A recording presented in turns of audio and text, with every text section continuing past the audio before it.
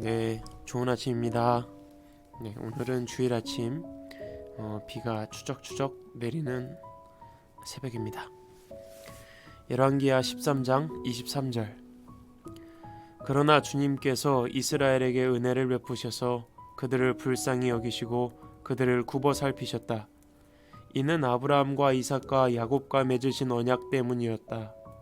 그래서 그들을 멸망시키지 않으시고 이제까지 주님 앞에서 쫓아내지 않으셨다.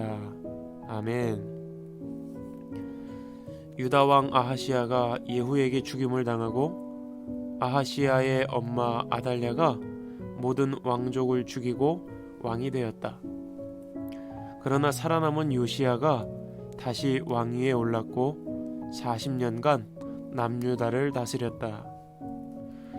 그 사이에 북이스라엘 왕도 바뀌었는데 예후의 뒤를 이어 여호아하스가 왕이 된 것이다.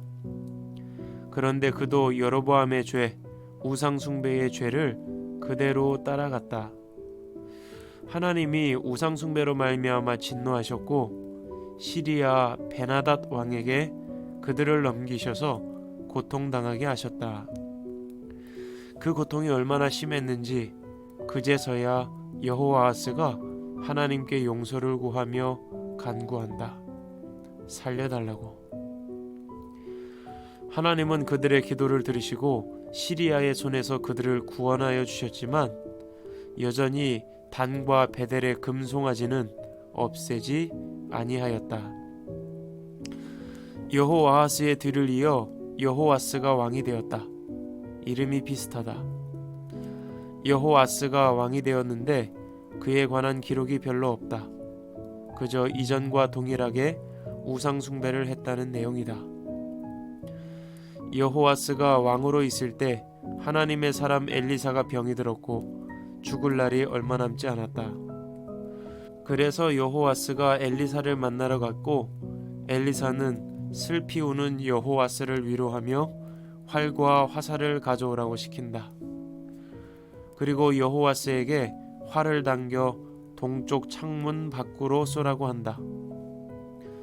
북이스라엘의 동쪽은 시리아 지역이다. 엘리사가 말했다. 임금님께서는 아벡에서 시리아를 쳐서 완전히 진멸하실 것입니다. 그리고는 활로 땅을 치라고 다시 말한다.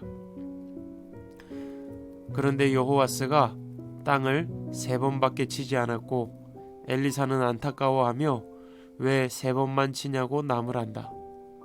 그러면서 시리아와 싸워 겨우 3번만 승리할 것이라고 예언하고 엘리사는 죽음을 맞이했다.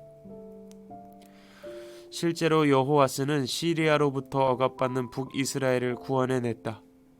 이것이 가능했던 이유는 하나님께서 죄악을 범한 이스라엘을 완전히 버리지 않으시고 아브라함과 이삭과 야곱과 했던 약속을 기억하셔 은혜를 베푸셨기 때문이다. 여호와스는 정확히 3번 시리아를 쳐서 3번 승리한다. 엘리사의 예언대로 된 것이다. 북이스라엘은 계속해서 우상숭배의 죄악을 저지른다.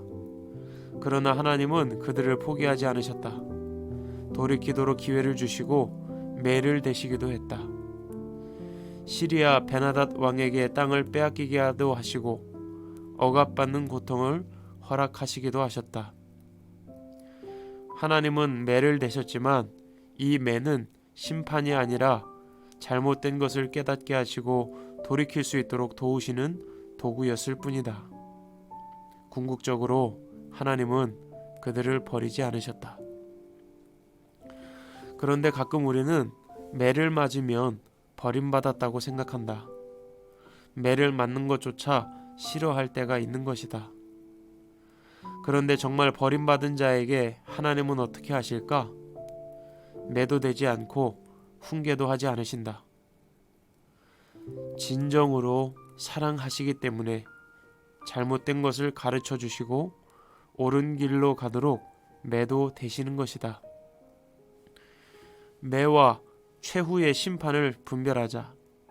하나님의 매는 살리고자 주시는 쓴 약이지 죽이시려는 게 아니다. 매 맞았다고 좌절하지 말자.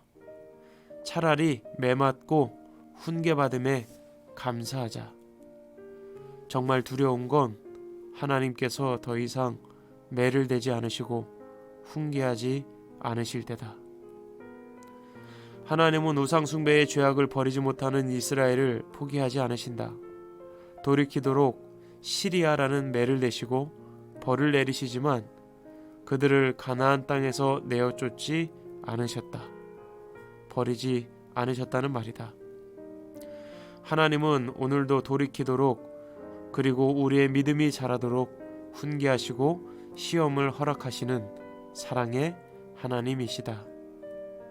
내게 주어진 어려움과 고난을 절망으로 바라보는 내 눈을 버리고 나를 사랑하셔서 훈계하시고 매를 내시는 아버지의 눈으로 바라보자. 지금까지 샤라라TV 김종인 목사였습니다. 샬롬.